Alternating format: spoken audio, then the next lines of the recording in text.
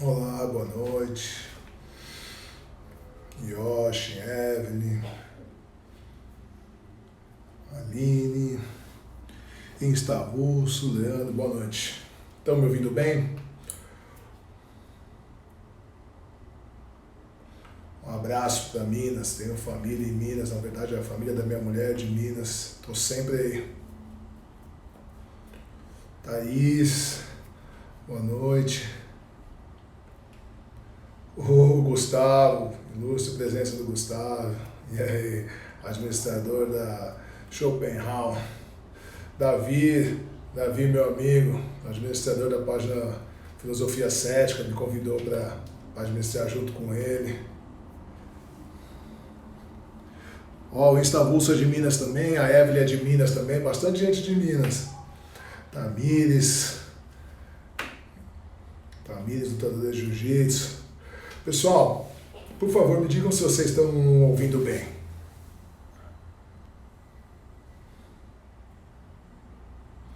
Yoshi, eu vou definir os tipos de amores. Calma, a gente já vai começar. Leandro, boa noite. Eu tô aqui, hoje eu tô na minha varanda, porque eu não entendo muito de som, de Gica Jones, direto de Portugal. Carlos, olá, boa noite. Algumas pessoas mandaram um recado, falaram que, como eu gravava ali na minha mesa, tem uma luz em cima, falaram que a luz ficava muito estourada e tal. Então eu comprei uma luz indireta, estou fazendo daqui, me digam se vocês acham melhor, ou se é melhor lá onde eu estava. Matheus, o tema vai ser amor, tá? O tema que ganhou é amor, estou esperando o pessoal entrar. Eu percebi que teve bastante gente que me mandou um recado e falou assim, não estou de saco cheio de política. Mas quando a gente fala de política na filosofia, se tem uma coisa que eu não vou falar aqui, é de Bolsonaro e de Lula. Nem de Dória, nem de ninguém mais. Quando eu propus o tema política, eu pensei em tratar da origem da política, né? Porque quem sempre contextualizou a política foram os filósofos. Mas quem ganhou foi o amor. A gente pode falar numa próxima live sobre política, porque é bem legal, de onde vem a palavra política, como nasceu a democracia, qual é a ideia de república de Platão, de Aristóteles, e vamos passar por uma série de outros. A gente tem Thomas Hobbes, David Hume, John Locke, o próprio Marx, enfim. Mas vamos falar de amor. Já que o tema escolhido foi amor, estava só dando uns minutinhos para o pessoal entrar. Advogada mostra moda, olá. Oi, a Kerlin me segue também, olá, boa noite. Bruno, pessoal, muito obrigado pela presença. Então o tema que a gente vai falar hoje é o amor. Depois vocês só me falam se vocês preferem aqui, se acharam que a luz ficou melhor e tal, ou se preferem que eu faça do jeito que eu estava fazendo, para mim tanto faz. Bom, vamos lá. Quando a gente fala de amor, professor, eu tenho 12 anos e adoro filosofia, gostaria de começar a ler sobre. Alguma indicação sua? Matheus, eu tenho umas outras lives, depois mais pro final eu falo, vamos focar no tema hoje, porque senão a gente fica muito disperso e a gente acaba não falando do tema. Como eu estou no meu perfil eu tenho exatamente 1 hora para fazer a live. Vamos focar no tema do amor, mas depois eu te passo. Eu sempre respondo essa questão. Bom, vamos falar sobre o amor. Eu falo que geralmente no português a gente tem um grande problema para falar do amor. Por que eu tenho um problema? Porque no amor nós temos apenas uma palavra para falar sobre amor, que é amor. Certo? Então, quando a gente fala sobre amor no português, e nós só temos a palavra amor, nós ficamos assim um pouco confusos, porque a filosofia ela tem pelo menos 5 tipos diferentes de amor. 5 tipos diferentes de amor para diferentes situações. Então, o primeiro a falar sobre amor, e é um amor muito atual, é Platão, pai fundador da filosofia. Não foi o primeiro filósofo, certo? Mas a filosofia clássica é dividida entre pré-socráticos e pós-socráticos. Porque Sócrates foi o primeiro a trazer a filosofia para o dia a dia das pessoas. Mas Sócrates não deixou nada escrito. Tudo que a gente sabe sobre Platão, sobre Sócrates de verdade, a gente tem pelos diálogos de Platão. Então Platão ele tem uma série de diálogos onde ele nunca dá a opinião dele. Ele sempre coloca uma cena onde o que ele pensa tá na boca de Sócrates. Então a gente não sabe de verdade o que foi Sócrates que disse, o que foi Platão que disse.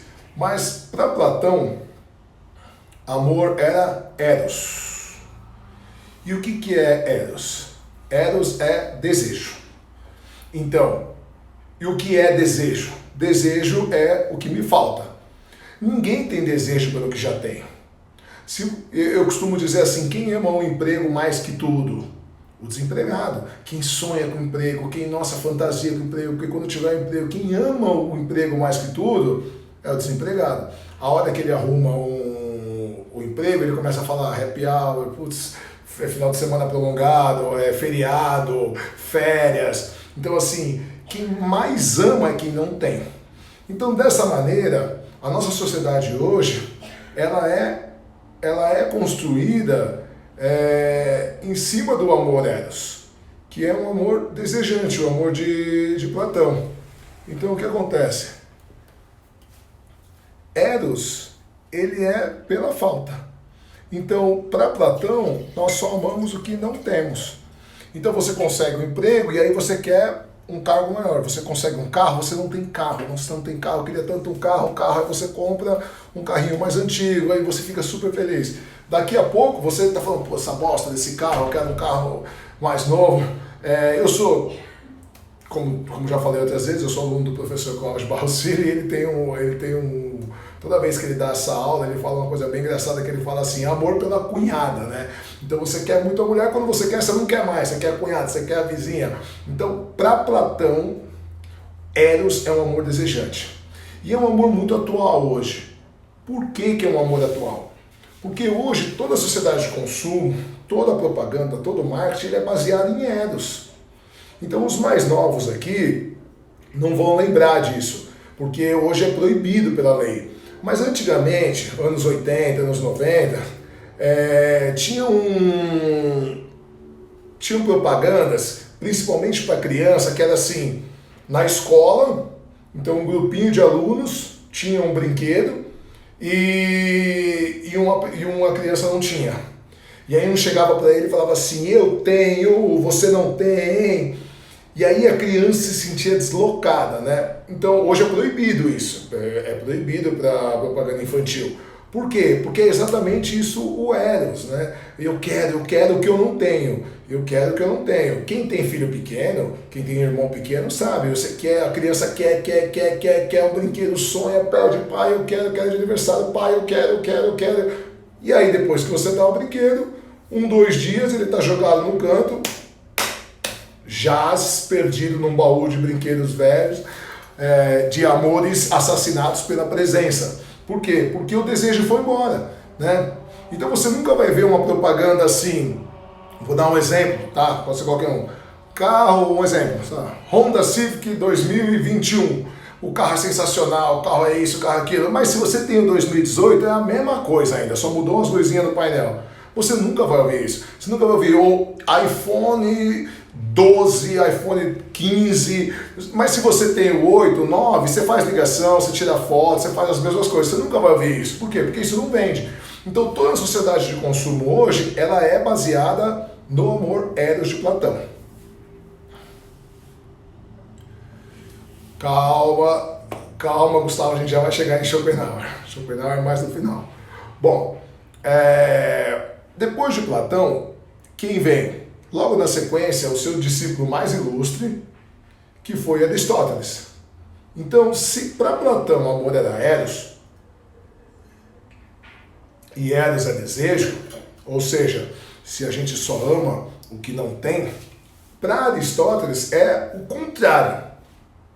Para Aristóteles, o amor é filia. E filia é amor às coisas que você já tem. Então, filia é satisfação nas coisas que você tem. Então, no carro que você tem, no emprego que você tem, na mulher que você tem. Você acha a palavra filia em filosofia. Amor é sabedoria. O eros de Platão é da onde vem erótico, da onde vem erotismo, né? Por quê? Porque é desejo.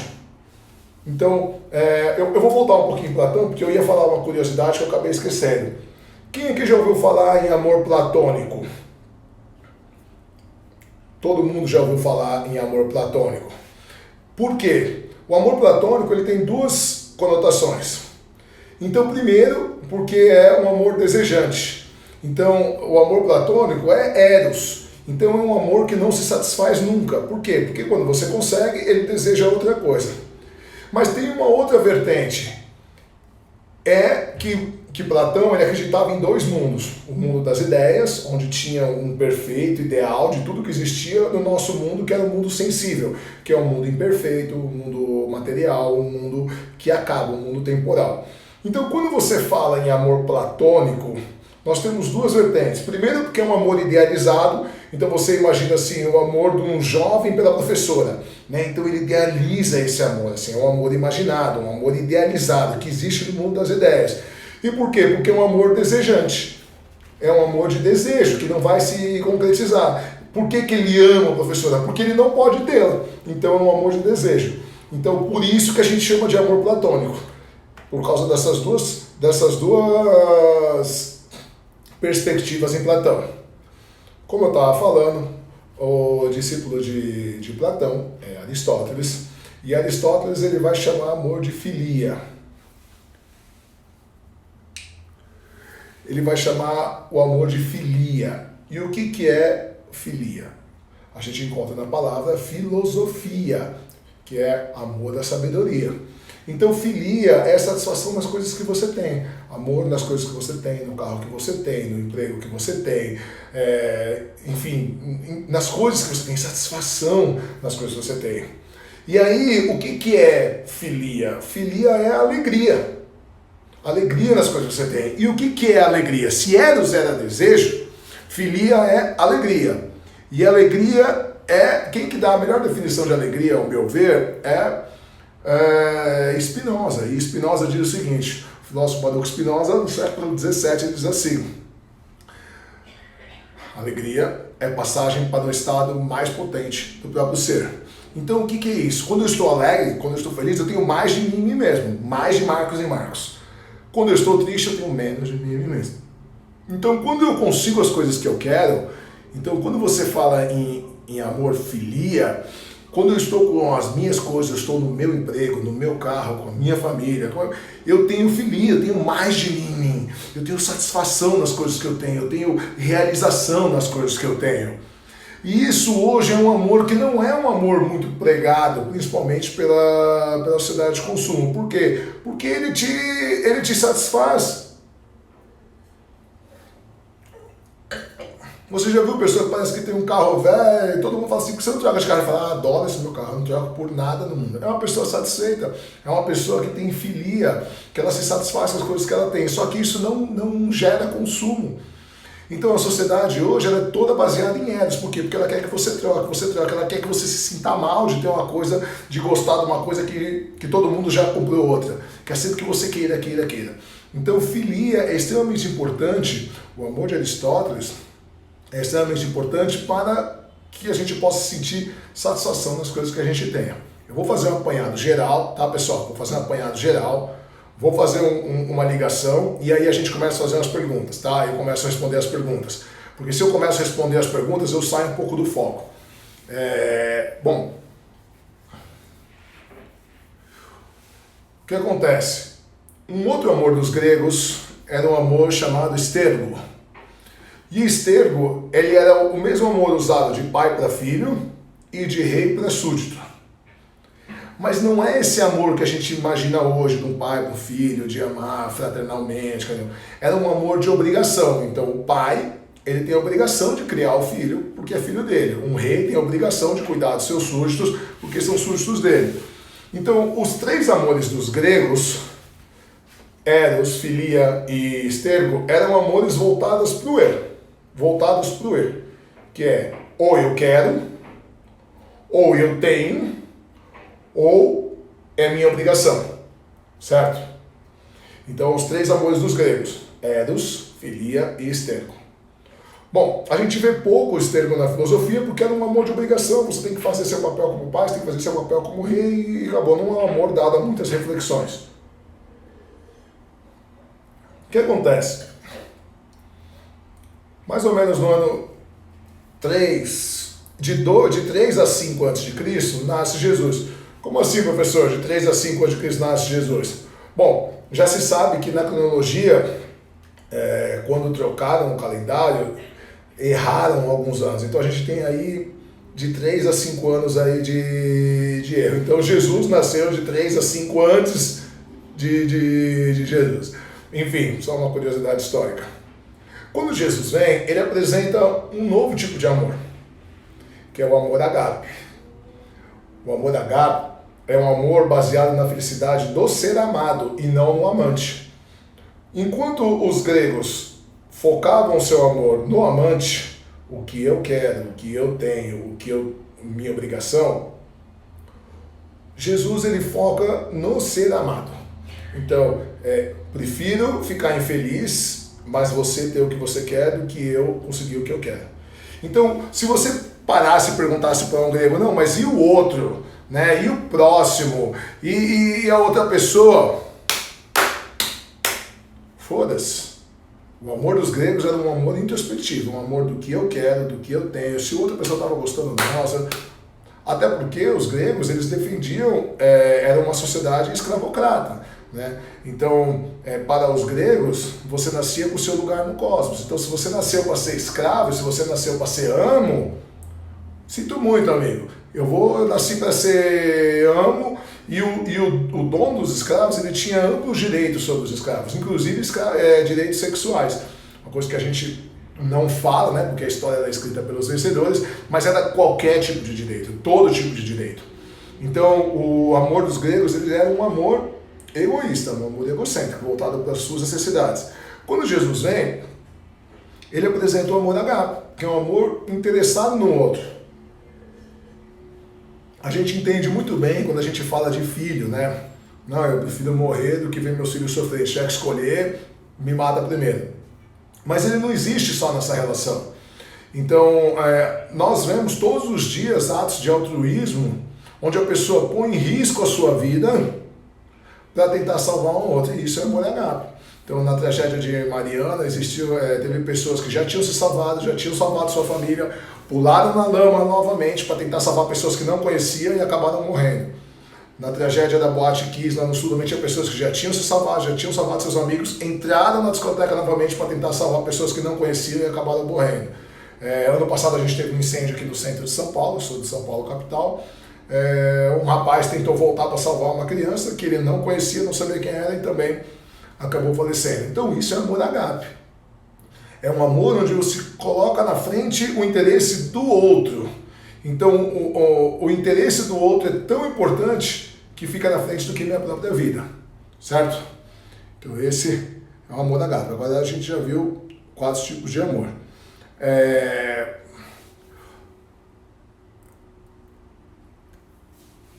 Felicidade é eudaimonia, mas assim, eudaimonia a gente pode traduzir, Gustavo, a gente pode traduzir de outra maneira mais completa. Eu não quero entrar nesse tema agora para não fugir um pouco do tema do amor, mas eudaimonia seria a plena realização, o pleno desenvolvimento das suas habilidades quando você achou seu lugar no cosmos. Então, para os gregos, você nascia com um lugar no cosmos e você tinha que descobrir seu lugar no cosmos. Quando você descobria seu lugar no cosmos, você desenvolvia as habilidades para cumprir o seu lugar no cosmos, então você tinha aí sim uma vida eudaimônica, era uma vida alinhada com o cosmos, né? Então e aí você acabava sendo feliz. Então o conceito de eudaimonia ele é muito mais do que felicidade, ele é um encontro da própria realização do seu ser com um lugar que é destinado no cosmos para você. E aí você tinha um momento que dá fim nele mesmo. Então quando você tem um momento extremamente feliz, quando você tem um momento eudaimônico, você achou o seu lugar no cosmos, é um momento que não tem utilidade. Ele não tem utilidade futura. Ele dá fim nele mesmo. Ele é tão prazeroso, ele é tão realizador, que ele já se basta por ele mesmo. Então, por exemplo, se você gosta da minha aula, se você fica feliz com a minha aula, ela é uma aula inútil. Por quê? Porque ela não vai servir depois, ela dá fim nela mesma. Ela é uma aula que é satisfatória agora. Você veio porque você gosta da minha aula, você veio assistir minha aula e depois acabou a aula e você já ficou feliz do que tinha que ficar feliz. Então ela é uma aula inútil no sentido daimônico. Ela dá fim nela mesma. Quando você vê crianças brincando, você vê crianças se divertindo, gargalhando, dando risada, você fala, qual é o objetivo desse? Nenhum. É um momento de vida que vale por ele mesmo. Um momento que a criança achou seu lugar no cosmos, ela é criança, ela tem que brincar, ela está brincando, então ela está plenamente satisfeita. E aí a gente traduz por eudaimonia. O prefixo eu significa bom, que é o mesmo prefixo de evangelho, e daimon significa espírito, que é de onde veio a nossa palavra demônio. Então eudaimonia seria um bom espírito, um instante de vida que dá conta, que dá fim nele mesmo. Bom, então a gente falou sobre o amor em Platão, que é o amor eros, que é desejo, e desejo é falta. Então para Platão a gente só ama o que a gente não tem, quando tem não ama mais, que é outra coisa. Para Aristóteles nós vimos que o amor é filia, e filia é a satisfação das coisas que você tem, é alegria. E o que é alegria? Alegria é a passagem para o estado mais potente do próprio ser. Então, quando você consegue o que você quer, você consegue sentir satisfação das coisas que você tem. Nós vimos o amor esterco, que é um amor de realização, um amor de obrigação. Eu preciso cumprir com as minhas tarefas como pai, eu preciso cumprir com as minhas tarefas como rei. E nós vimos até agora o amor agape. O amor agape, ele é o amor de Jesus, um amor baseado na felicidade do ser amado e não do amante, certo? Bom, eu gosto muito de um outro amor que quem traz é Nietzsche no século XIX, que é o amor fati. O que é o amor fati? O Leandro diz assim, na filosofia não existe nenhuma palavra para o amor devocional, amar a Deus sobre todas as coisas, que a igreja pregou desde os primórdios dos tempos do cristianismo. Então, palavra específica, Leandro, que eu tenha conhecimento, que eu me lembre, não. E olha que eu já estudei bastante sobre o amor e sobre Deus. Mas a filosofia não tem nenhum amor específico. Até porque Deus, ele é uma aporia na filosofia, né? O que é uma aporia? É uma questão sem resposta. Então, como você não sabe se Deus existe ou não, você não pode afirmar, mas também não pode negar. Então, esse amor, ele entra na questão de fé. Né? Então, como ele entra na questão de fé, ou você tem ou você não tem. Então, quem dá a melhor definição de fé é o apóstolo Paulo, Hebreus 11:1, já falei isso, que a gente acabou entrando no nosso novamente.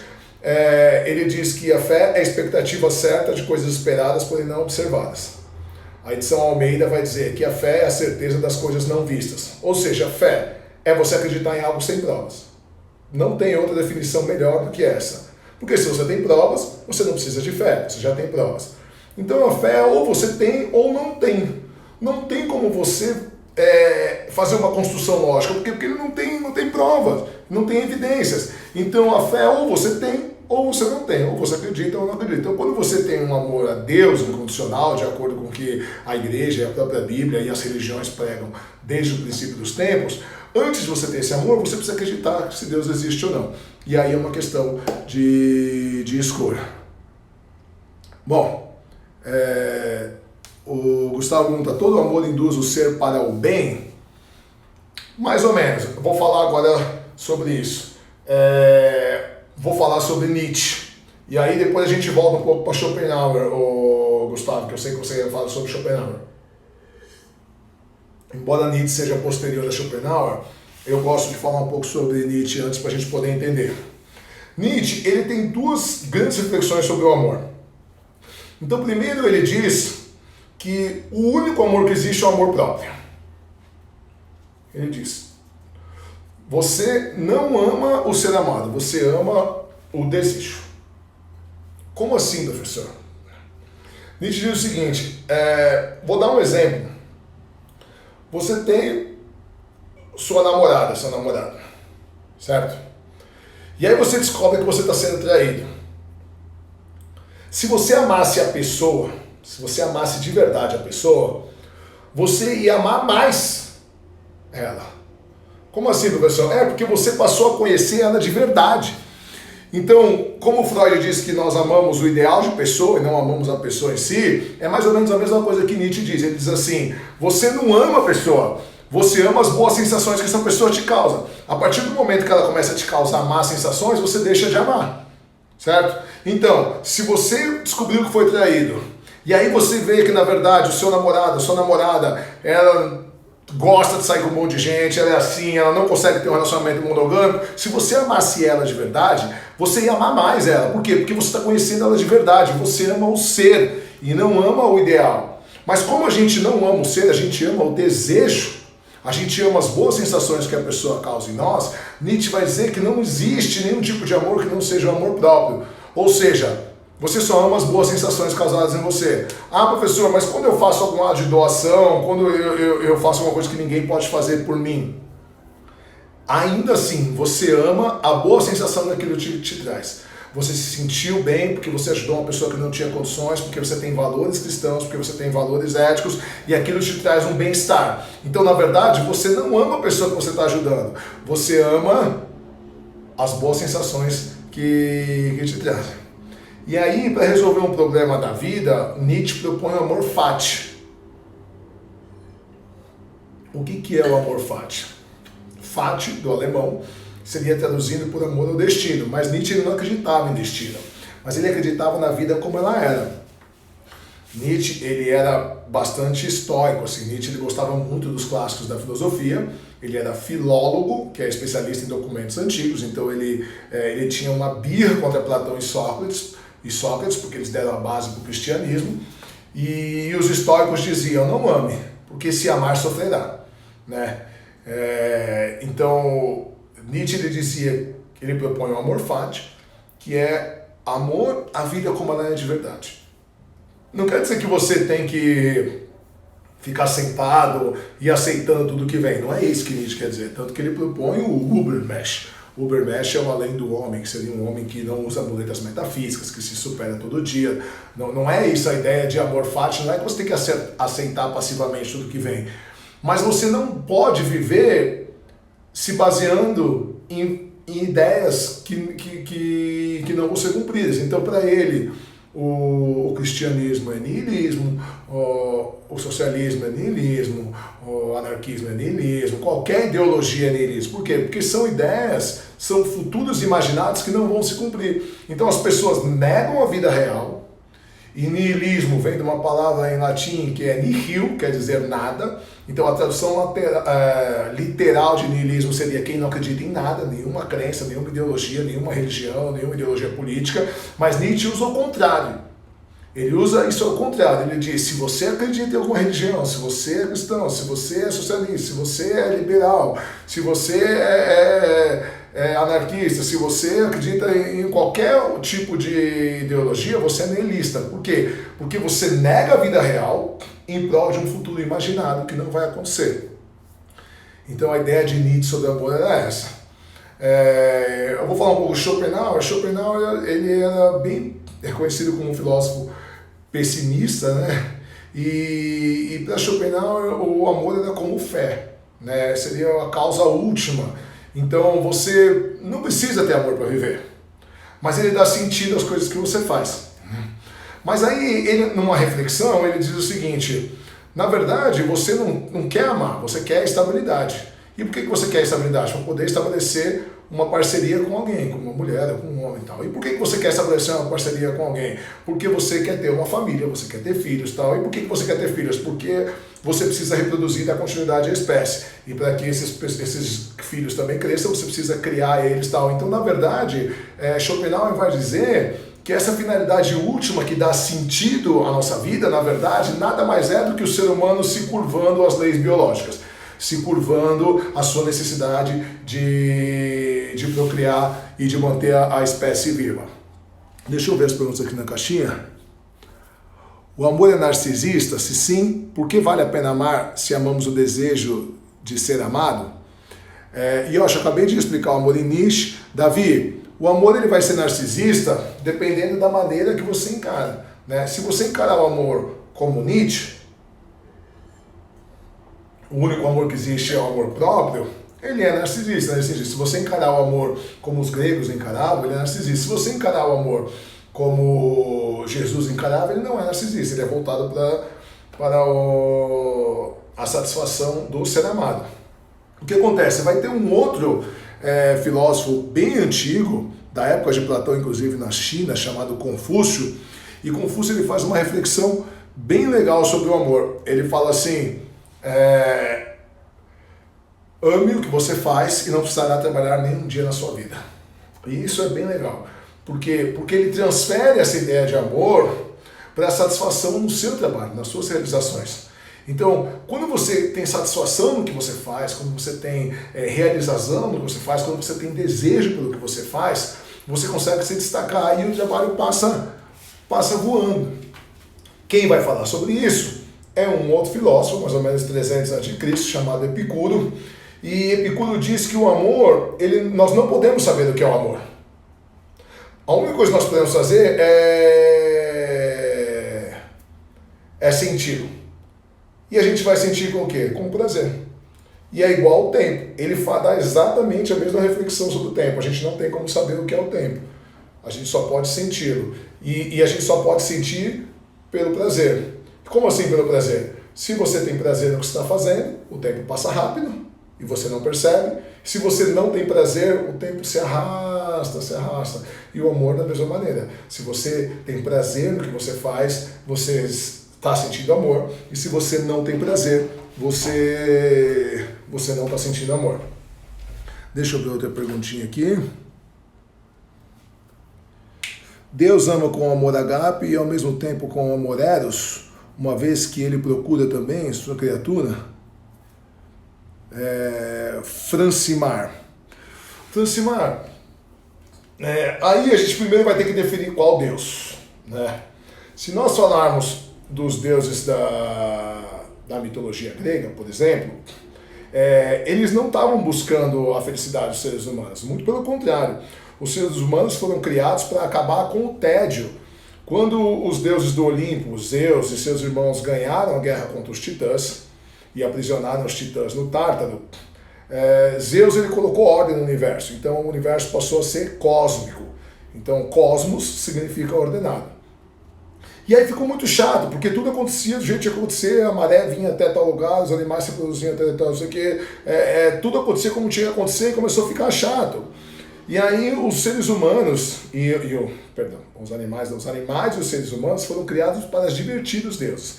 Então, eu tenho um vídeo no meu canal Chileno Gomes no YouTube, que é Mitologia Grega e Kant. E eu falo sobre isso, como Epimeteu e Prometeu foram encarregados de criar os animais e o ser humano. E o ser humano ele foi criado para entreter os deuses. Então os deuses gregos eles sentiam prazer na guerra, no sexo, na traição, tanto que as intrigas entre os deuses e mortais e traições é o que davam sentido à vida dos deuses, é o que eles se divertiam. Quando você chega no Deus cristão, o Deus cristão, Jesus diz que nós somos filhos de Deus, né? E que todos somos iguais perante Deus. Então a Bíblia vai dizer que Deus amou tanto o mundo que deu o seu Filho unigênito por ele. Então o que acontece? Quando a gente chega no Deus cristão, a gente tem uma diferenciação do Deus abraâmico, que é o Deus judeu, né? Porque até então o Deus judeu, que era do aramaico, são 4 consoantes, YH, WH, que depois foi traduzido por Jeová, ou Javé, ou Yavé, enfim, no português tanto faz, uma das 3.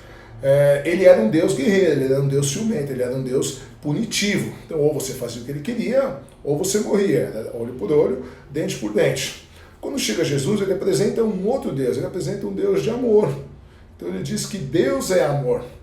E aí, quem constrói a teologia do cristianismo em cima disso é o apóstolo Paulo. Então Jesus ele era judeu. Quem constrói a teologia do cristianismo é Saulo de Tarso, que no livro Atos dos Apóstolos ele acaba tendo um encontro com Jesus, segundo a Bíblia, e acaba convertendo. Jesus muda o nome dele para Paulo.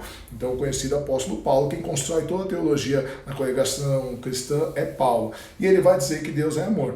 Então, ele vai dizer que Deus é a personificação do amor. Muitos filósofos vão falar sobre isso. Uns vão concordar, outros vão discordar. E é exatamente o tema do meu livro, que é o Deus da filosofia. Como a filosofia explica Deus pela história. A hora que eu tiver notícias de datas de lançamento, eu aviso vocês. Nina disse, faz tempo que começou, comecei 9 horas em ponto, 9h30, aliás, desculpa, 9h30 em ponto, que era o horário programado. Alguém tem, deixa eu ver aqui, o amor é narcisista, já respondi. O Roberto diz, chileno, você é cristão? Já fui ateu, já fui agnóstico. Hoje eu tenho uma visão muito peculiar de Deus. Eu não quero entrar nesse tema agora, porque é um tema bem interessante, bem legal, e eu não quero estragar a surpresa, assim, porque eu concluo meu livro dando uma percepção de Deus muito moderna, assim, que eu tenho hoje, que eu venho construindo nos últimos anos, inclusive com participação de um outro professor de filosofia, muito amigo meu, chamado Alexandre Leal. E eu sei que é ruim eu ficar falando assim do meu livro sem ter lançado ele, sem ter data para lançar, mas eu quero que vocês tenham um pouquinho de paciência, porque vai valer a pena. Eu faço uma construção lógica de todo o pensamento da filosofia, desde a mitologia grega, passando por Platão, Aristóteles, os estoicos, eu falo muito do Deus cristão, porque nós somos uma sociedade cristã, os filósofos que defenderam o Deus cristão de maneira lógica, Santo Agostinho, São Tomás de Aquino, René Descartes, Isaac Newton, eu falo de Isaac Newton criou uma fórmula matemática para defender Deus. Depois eu falo do Deus judaico, do Deus islâmico, falo do Deus, eu falo dos cavaleiros do ateísmo, que são os filósofos que tentaram desconstruir toda essa ideia de Deus de maneira lógica também. Falo do Deus do brasileiro e no último capítulo, o último capítulo do meu livro é o Deus do professor Marx. E eu falo como eu encaro hoje a ideia de Deus, que é bem, bem legal. Podemos dizer que a pessoa é agnóstica. O agnóstico, ele não sabe. A ideia do agnóstico ele não sabe. Deus existe? Não sei. Não posso falar que sim, nem falar que não. Então, assim, dado que eu não tenho conhecimento, eu não opino. Esse é o agnóstico. É diferente do ateu, que nega a afirmação de que Deus existe. Aí eu vejo muitas pessoas falar assim, você tem que ter tanta fé para negar Deus quanto para ser cristão. Não, quanto para ser deísta. Não, porque qual que é a ideia do ateísmo? Eu não tenho evidências de que uma coisa existe, então eu não tenho por que acreditar, nem sequer dar o benefício da dúvida.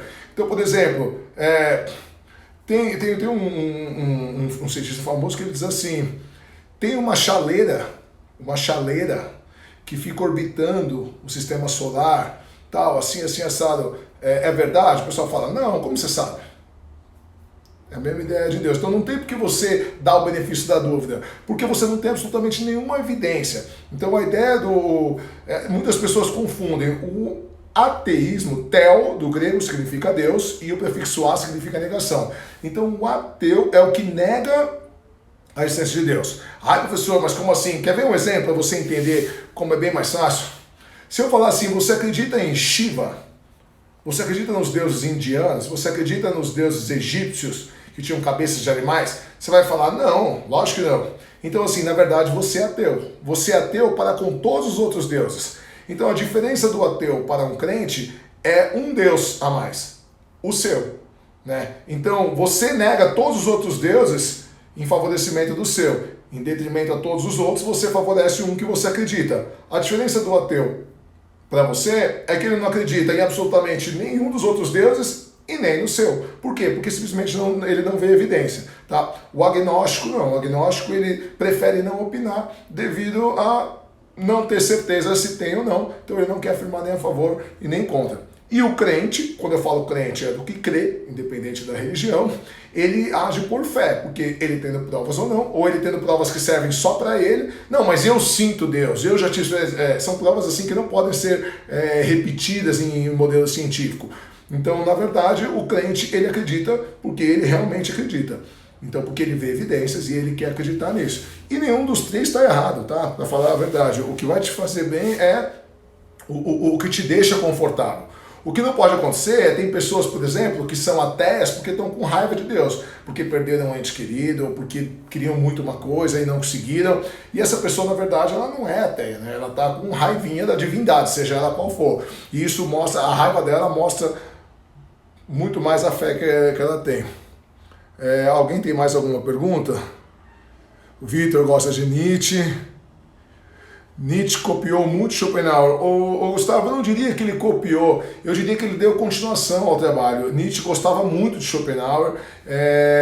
As pessoas perguntam para mim o que eu acho de Schopenhauer. Eu acho ele bastante pessimista com algumas coisas, mas eu acho ele muito realista. Mas realista de acordo com a perspectiva de vida dele. E Nietzsche teve uma perspectiva de vida bem parecida assim, com Schopenhauer. Então, muita coisa do que Schopenhauer falou, Nietzsche endossou e continuou o trabalho. E depois Freud, tanto de Nietzsche quanto de Schopenhauer. Então, a gente tem uma sequência de pensamento. Então, a gente tem Feuerbach, Ludwig Feuerbach, que estudou com Hegel, que tem uma obra sensacional chamada A Essência do Cristianismo. Ele diz que o homem criou Deus à sua imagem e semelhança. Então não é Deus que criou o homem à sua imagem e semelhança. O homem criou Deus à sua imagem e semelhança. Então Feuerbach vai dizer que o homem, para satisfazer todas as vontades que ele gostaria de realizar e não consegue, ele cria Deus. Então o homem gostaria de ser bom, então Deus é o suprassumo da bondade. O homem gostaria de ser poderoso, Deus é o suprassumo do poder. O homem gostaria de ser amor, então Deus é o suprassumo do amor. Na sequência de Feuerbach, um dos seus discípulos é Marx. Então Marx ele vem na sequência falando que a religião é o ópio do povo, que Deus é uma ferramenta de manipulação ideológica para poder manter a diferença de classes. Depois vai vir Schopenhauer, depois vai vir Nietzsche e finalmente vai vir... Não, finalmente não, vai vir Darwin com a seleção natural e aí finalmente vem Freud fechando aí os cavaleiros do ateísmo. Eu falo bastante no meu livro deles. O Davi diz que Schopenhauer era pessimista e Nietzsche não. Nietzsche ele vê de outra, um pouco diferente, assim. Ele é mais realista com relação à vida. Ele diz que você tem que aceitar a vida como ela é. Pessoal, mais alguma pergunta? Leandro diz, o amor nietzschiano lembra muito uma matéria que eu li numa entrevista científica que dizia que mesmo o amor era bondade que mesmo o amor e a bondade são estratégias inconscientes de sobrevivência e aceitação. Nietzsche ele vai bater muito forte no amor cristão, aliás, no cristianismo em geral. O que Nietzsche diz? Nietzsche diz que ele é contra a benevolência, ele é contra esse amor exagerado, ao amor ágape. Por quê? E quem vai falar sobre isso também é Freud. Freud ele diz o seguinte, que o ser humano ele é o único animal que burla a seleção natural. Então, por causa da tecnologia, por causa da ciência, por causa do avanço da medicina, pessoas que não eram para estar vivas estão vivas. Então, por exemplo, hoje a gente está com uma pandemia, estamos todos confinados em casa, mas a seleção natural comprovada por Darwin diria o seguinte, que todas as pessoas têm que pegar o vírus. Quem tiver apto a sobreviver, tiver o sistema imunológico mais forte, vai sobreviver, e quem tiver que morrer, morreu. E a sociedade vai, à medida que os sobreviventes forem tendo filhos, nós vamos ter uma sociedade mais forte, certo? Isso é o que diz a seleção natural, que o indivíduo mais adaptado ao meio sobrevive. Os outros têm que morrer. Todos os animais funcionam assim. E a ciência, o que Freud vai dizer, que a ciência ela burla isso, né? Então, as vacinas, então ele falava assim, antigamente a gente tinha famílias que tinham 10 filhos, 15 filhos, e morriam, sei lá, 8. Tinham 10 filhos, 15 filhos, morriam 8, sobravam 7. Eram os mais aptos. Hoje, a gente tem família, quando ele fala hoje, é 1900, tá? Vamos ler 1900, no começo do século 20, 1900 e pouco, tal. Eles assim, hoje, por causa da ciência, as mulheres continuam tendo 10 filhos e sobrevivem os 10. Mas não necessariamente eram os 10 filhos que eram para sobreviver, ela tinha que ter tido 15 para sobreviver, 8, 7, porque eram os que seriam mais adaptados ao meio. Então a gente tem uma fragilização da humanidade por conta da ciência. E Nietzsche vai dizer que o amor cristão fragiliza. Por quê? Porque ele diz que o mundo é regido pelos fracos. né? Ele não usa essa palavra fraco, mas ele usa forças ativas e reativas. Por que ele diz isso? Você ser benevolente com uma pessoa, você ser bondoso, você ajudar, você não está favorecendo essa pessoa, você está atrapalhando a sociedade. Por quê? Porque um animal, quando ele é fraco, ele é vítima dos predadores. Ele serve para ser vítima dos predadores para que os animais mais fortes continuem. O animal que está doente, o animal que está velho. Então, você ajudar, você ser benevolente, você faz com que os fracos tenham poder. E se você iguala todo mundo é filho de Deus, todo mundo tem o mesmo direito. Pessoal, é Nietzsche que fala isso, tá? Não vai vir falar, o professor Marcos falou, tô falando de Nietzsche.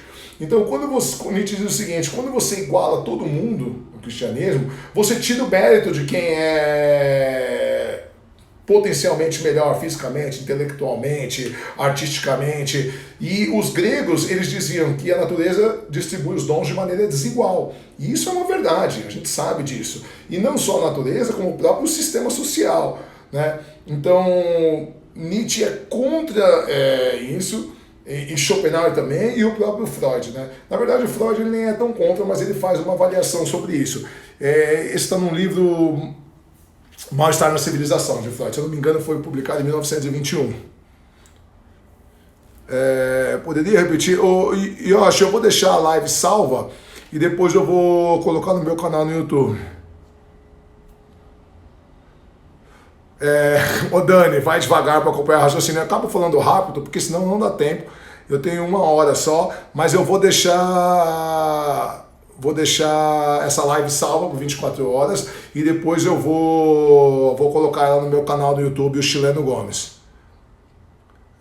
Quem mais? O Gustavo de Schopenhauer dizia que tudo que existe são os desejos. E quando desejamos, logo em seguida já desejamos de novo, e depois chegou o Nietzsche dizendo que amamos o desejo. Então Nietzsche copiou de Schopenhauer. Eu já respondi, mas eu vou falar de novo. Schopenhauer ele era bastante platônico nessa questão. Então, para Platão, desejo era Eros, amor era Eros, e Eros era desejo. E eu acho que Nietzsche ele deu um passo à frente. Na verdade, na psicologia a gente estuda muito isso. Principalmente quando você estuda a psicologia do empreendedorismo, a gente tem alguns tipos de empreendedores. E por exemplo, você vê muito isso, tem pessoas que fazem, ela faz um monte de projeto ao mesmo tempo, aí ela começa a fazer, aí ela desanima, aí ela faz outro, todo mundo conhece alguém assim. Essa pessoa, ela tem desejo do desejo. Ou uma pessoa consumista que compra. Ela tem desejo do desejo. É bem a ideia de Nietzsche. É um passo a mais do que Schopenhauer, é a continuação. Então, quando ela tem desejo do desejo, qual que é a melhor maneira de satisfazer o desejo? Comprando, né? Ou realizando o seu projeto. Então, você começa, você já teve a realização, você comprou, você já tem. E aí o que acontece? Aí você não tem mais desejo. Mas como ela tem desejo do desejo, o que satisfaz ela é desejar, não é ter. Então ela está sempre buscando. Pessoal, quem quiser fazer pergunta, tem umas caixinhas embaixo, 2 caixinhas com interrogação. Por favor, façam uma pergunta aí. O Maicon diz, o amor e o ódio são realmente 2 faces da mesma moeda? Muito boa essa pergunta, muito boa. Maicon, vamos lá.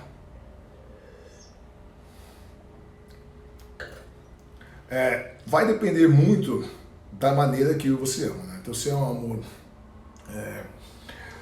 amor muito intenso e esse amor não é satisfeito da maneira que você quer, ele pode se transformar em ódio, mas aí vai depender muito da sua construção. Quem vai falar sobre isso é Freud. Freud ele diz que nós oscilamos entre duas forças vitais, que é a libido, que é Eros. Então ele diz que o desejo do ser humano, eu quero, o nosso id, quando a gente nasce id. Eu tenho um vídeo no meu IGTV sobre formação da personalidade. Eu tenho um vídeo sobre psicanálise e um sobre formação da personalidade. E tem um outro que eu falo sobre desapego. Se você quiser entender bem da ideia de Freud na psicanálise, da construção da psique, assista esses 3 vídeos. Tá no meu IGTV. Psicanálise, construção da personalidade e desapego. São 3 vídeos muito legais. Freud vai dizer que nós somos movidos por 2 forças fundamentais, que é Eros, que é libido, que é desejo, e Thanatos. Thanatos é o desejo de morte, impulso de morte. Então, são forças que estão, meio que uma ideia maniqueísta, né, de 2 forças. Depois eu tenho uma discípula de Jung chamada Melanie Klein, que ela vai falar sobre isso. Ela vai falar que o nosso cérebro ele é binário.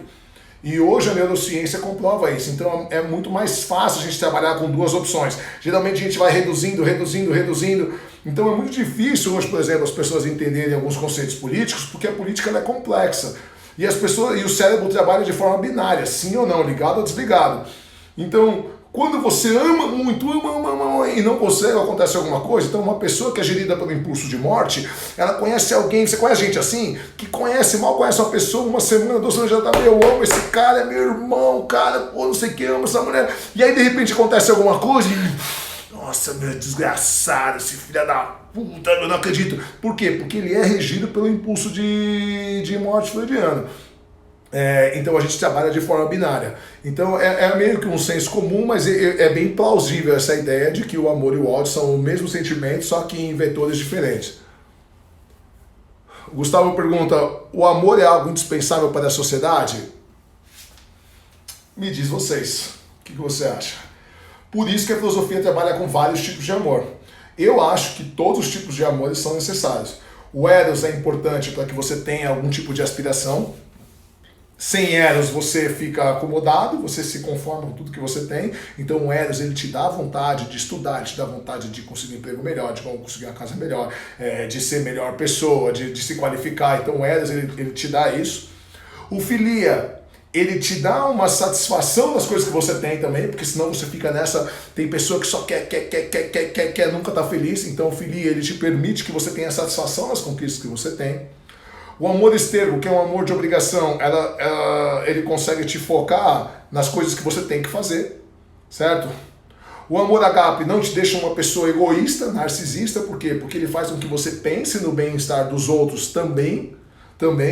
E o amor fati de Nietzsche, ele faz com que você aceite a vida como ela é. Embora você vá atrás das coisas que você queira, das coisas que você busca, você não fica desiludido por não ter conseguido. Porque o fato de você conseguir ou não depende só de você. Depende também de outros fatores. Epicteto dizia que das coisas que ocorrem conosco, 50% nós temos influência e 50% não. E das que nós temos influência, 50% ainda dependiam de fatores externos. Ou seja, que você tem realmente verdadeira influência na sua vida, diretamente é 25%. Então o fato de você correr atrás, ele é necessário, mas ele não é garantia, né? Ele não te dá uma certeza de que as coisas ocorrerão.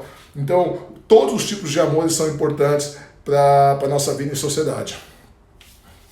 Estergo, com G, estergo, não é esterco. Com o Deus cristão não mudou muita coisa. Roberto, explica o que você quis dizer com isso. Mudou bastante coisa. Porque antes, a ideologia que dominava o mundo era a ideologia grega, que você nascia com seu lugar no cosmos. Então, se você nascia para ser escravo, você tinha que ser escravo pro resto da vida. Se você nascia para ser pedreiro, você ia ser pedreiro pro resto da vida. Se você nascia para ser, enfim, qualquer coisa. Se você nascia para ser rei, você ia ser rei. Se você nascia para ser aristocrata, filósofo... Então, qual que era a ideia dos gregos? Que se você era um cara foda, você era um cara que se destacava por sua habilidade atlética, por sua habilidade intelectual, por qual seja que fosse, você era um cara que se destacava e a obrigação dos outros que eram menos que você era fazer com que você se destacasse mais. Então, isso justificava a escravidão, justificava a não variação de classes sociais, não tinha variação de classes sociais. Se você nascia na pobreza, você ficava na pobreza pro resto da vida. Quando Jesus vem e ele fala que todos são iguais perante Deus e que todos somos filhos de Deus, ele quebra o paradigma, essa hegemonia do pensamento grego.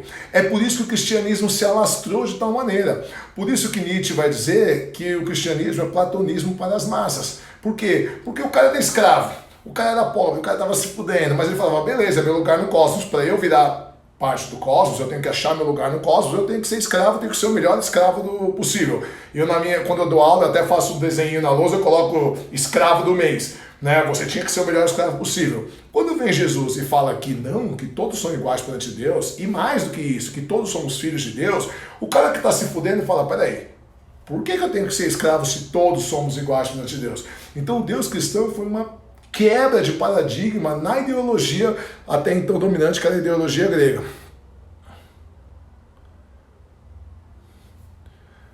Schopenhauer dizia que amor é a compensação da morte, mas em qual sentido?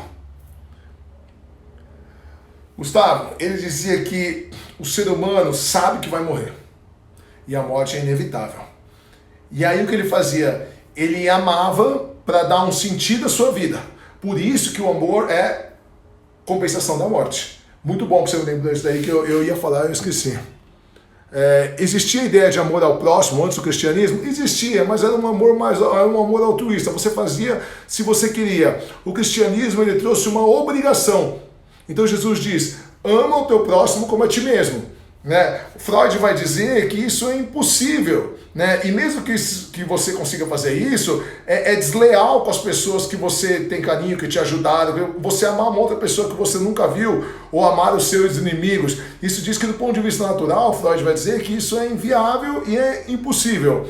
E que mesmo se fosse possível, seria desleal com as pessoas que você convive, que te deram muitas coisas na vida, que te ajudaram, e você amar uma outra pessoa que você nunca viu igual a essa mesma pessoa. Pessoal, faz pergunta na caixinha aí embaixo, porque eu não consigo acompanhar o chat. Seria ótimo estar livre na quarentena. Jonathan, eu não sei se eu vou conseguir, só se for virtual só, mas eu tô correndo. Eu estou dependendo do... Eu quero esperar o prefácio. Eu falei com o professor Cláudio Barros Filho, ele aceitou escrever o prefácio no meu livro, só que ele pediu um tempo porque ele está muito atarefado.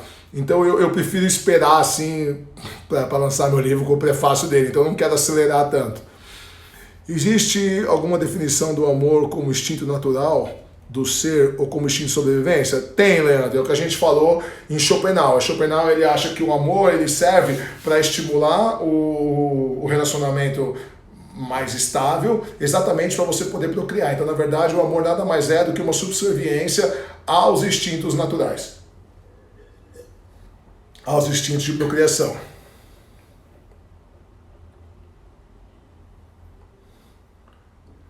O Leandro diz, vale a pena cursar filosofia depois da reforma do ensino médio? Vale, sempre. Sempre, sempre, sempre. Mas deixa eu te explicar uma coisa, quem faz a faculdade é o aluno, tá? Eu fiz primeiro a faculdade, que não é uma faculdade muito conceituada, tal, e a média era 6. Meus companheiros, eles estudavam para tirar 6.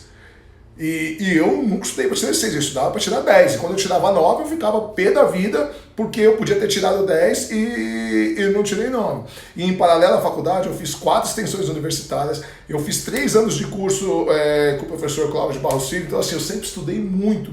Eu gastei muito mais dinheiro com cursos extras de aprimoramento durante a faculdade do que com a própria faculdade. Depois eu saí, fui fazer uma pós na PUC, também em filosofia. Puxa, mas você já é formado em filosofia, você vai fazer uma pós? Por quê? Porque eu achei um curso, eu gostei bastante da grade, dos professores na PUC, tinha o Karnal, tinha o Pondé, tinha o Marcelo Glazer, tinha o Dr. Luciano, especialista em Viktor Frankl, eu tinha uma série de gente, assim, professores sensacionais, e eu quis fazer a pós, exatamente, e a pós me deu uma visão bem melhor ainda. Então, o curso de filosofia, a graduação, ela serve para te dar um parâmetro. Quando você estuda sozinho, você não consegue ter uma cronologia certa dos fatos. Então vale muito a pena.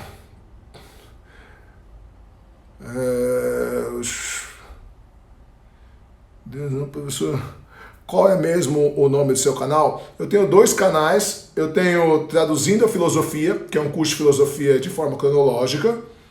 E eu tenho Chileno Gomes com Z, onde tem aulas que eu dou em classe, tem palestra minha, tem vídeos de reflexão. Por que eu dividi?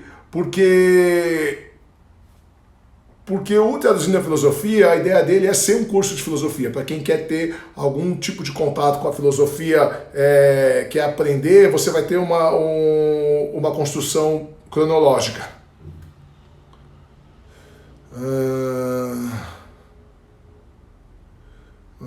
Expliquei nisso, estou tentando achar. E sobre o filme The Wall, eu não assisti.